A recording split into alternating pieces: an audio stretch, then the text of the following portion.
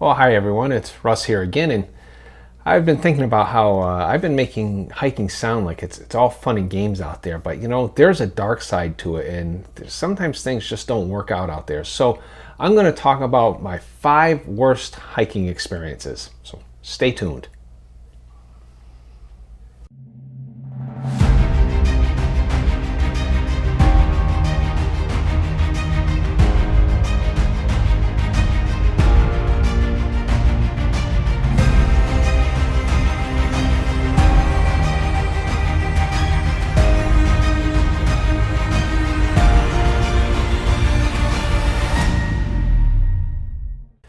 Well, hi everyone. Before I get into these 5 worst experiences, I just want to give a fair warning. There are some graphical pictures of injury coming up in this presentation. Not too many of them. I'll try giving you a warning so you can either look away or steel yourself to see my body parts. So without further ado, let's start with number 5. The 5th worst thing was actually kind of a combination of things. Me ignoring omens. Here's a picture coming up of a bug bite that I had. I went to a specialist before I went on the hike. He used the word necrotic when he was talking about it. Said it could be a tick bite. They can be quite necrotic. I'd never heard the word necrotic before, but I know enough about root words to understand that it has something to do with things being dead. So it's not a word you want to hear used in conjunction with your body parts. So I decided to go ahead on this hike despite the fact that I had this necrotic bug bite on me. And it was with me and Craig and Mike and Laura. And as we were hiking, I had dropped a trekking pole. And when I bent over to pick it up, I suddenly herniated a disc in my back. And I ended up soaking it for 20 minutes in this stream. Laura stayed with me while Mike and Craig went on ahead. They're now known as Yogi and Stumbledore, but they were Mike and Craig at the time. Went on ahead to find a campsite for us, and Laura, bless her heart, she's a petite woman, and she took over my backpack, which was way too heavy. This is before I got into the understanding what lightweight, the importance of lightweight packing was.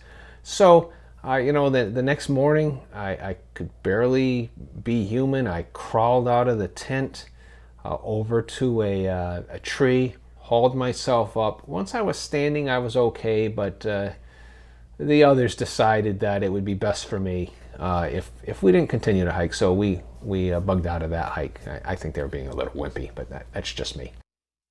So number 4 is when I was out hiking on the Seven Sisters Ridge, I actually took a fall and dislocated my shoulder.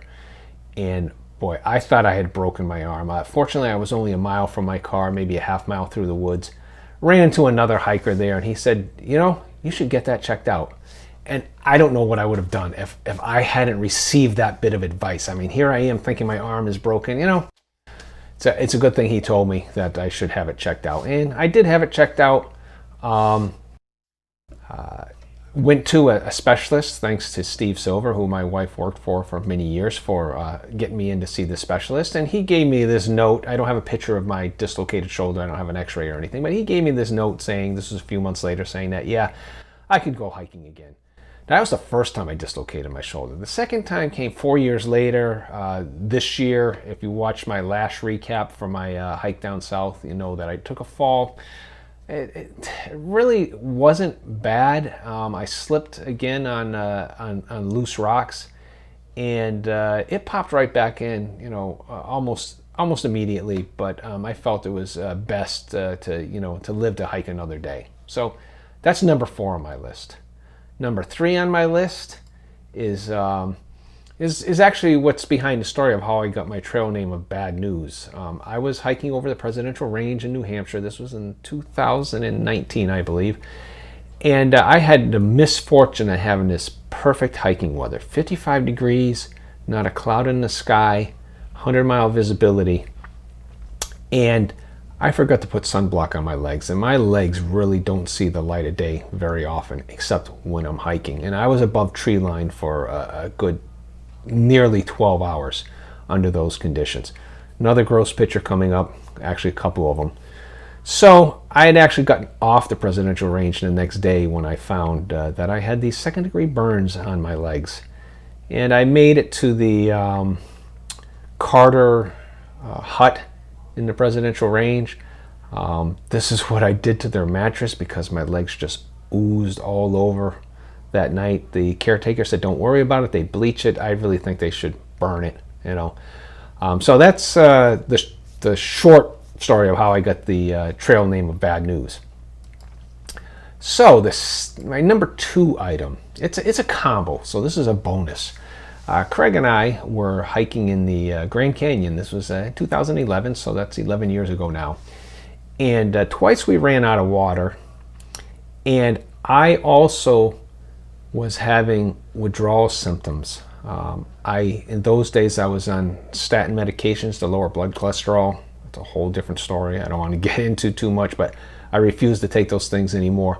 And I had forgotten to bring them with me, and I actually suffered withdrawal symptoms. Now, everybody tells me, no, you can't have withdrawal symptoms from that. Well, like, yes, I did have withdrawal symptoms from it. It took me a while to figure that out. I mean, it's a long story about how I figured it out for a different day and actually a different YouTube channel.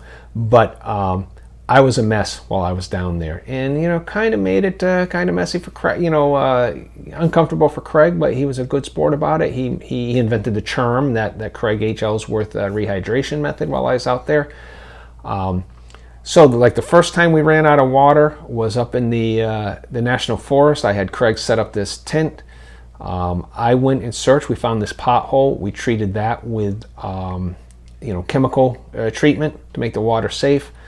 Later, we were down in the canyon and we met this hiker that you can see in the distance here. His name was Mark. He thought we were in over our heads, and I really don't think we were, except for the fact that I didn't understand. Like, if I hadn't been withdrawing from medication, I would have had a great time and no problems there. But these symptoms of withdrawal were just totally unexpected. Didn't realize it was happening because it never even occurred to me that's what was happening. We thought I was getting, overheated, dehydrated, was, in danger. We got through it all right, but it was a pretty bad experience. Now, before I go on to my number 1 worst experience, I just want to go through some dishonorable mentions here. And these were more disappointments than they were bad experiences, so that's why I just have them, as a separate category. The first thing is businesses that advertise hours, and these are the types of businesses where you go in, you give them cash dollars, and they give you food, and they advertise that they're going to be open, and you get there and you find out they're not open. It happened to me out on the Long Trail. It happened to me in northern Pennsylvania, and it most recently happened to me in southern Virginia. And each time, despite the fact that I looked up hours on Guthook and everything, they weren't open when I got there. And it's clear to me that they actually write the advertisement that goes into the Far Out or Guthook application. So, you'd expect it to be accurate, and it's not. So very disappointing. The second disappointment is Duncannon, Pennsylvania. If you've know anybody or you've ever visited Duncannon, Pennsylvania, I think, I don't need to say any more. Basically, the only people who live there who weren't born there they're there. The reason they moved there is because that's where they were when their car broke down. And, so you can see that down here. They do have a nice hostel, though, I admit that, and they are hiker friendly, but a little bit of good-natured ribbing here. But it's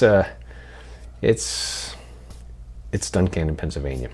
Third disappointment, I was out on the trail and there was this sign inviting me to take a little quarter-mile side trip down to the 4-H club pool, shown here. So I said, oh, this is great. It's a hot day. It's humid. I'd love to go, take a swim, have that experience out on the trail. Get down there, big sign. Well, you can't go in your shorts. You have to have swim trunks. Well, not too many thru hikers carry swim trunks with them. On the one time during their trip they'll actually be able to go into a pool. So that was a disappointment. On the flip side, they did have hot dogs and chips and other junk food, so I was at least able to get that meal there. So now let's get to the number 1 worst experience. I mean, it's so horrible. I shudder to think about it, and I wouldn't wish this to happen even to my best enemy. So I had been given a ride to a Walmart. I think it was in Waynesboro, Pennsylvania. It was near the Pennsylvania-Maryland line. And during that time, I grabbed some Gatorade. And what I do is I drink the Gatorade, obviously, and then I use the bottle. I throw out my old Gatorade bottle and I use the new Gatorade bottle as my reserve water. At least that's what I was doing at the time. So I get to the camp, and I'm getting ready to make supper, and I grab some of the Gatorade and I take a drink of it. And I didn't know that Gatorade could go rancid. I mean, this was the nastiest tasting stuff that I've ever had. I mean, it was like, I've had some nasty tasting things, alcohol,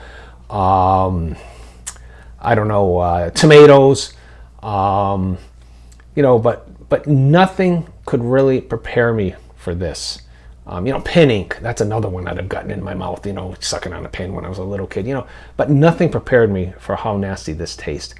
So I looked carefully at the bottle to see if there was an expiration date or something, and I realized I hadn't gotten lime Gatorade, which is what I thought I grabbed. I had grabbed lime cucumber Gatorade. Believe it or not, that's actually a thing in certain parts of the country. Lime cucumber Gatorade. Nastiest stuff in the world.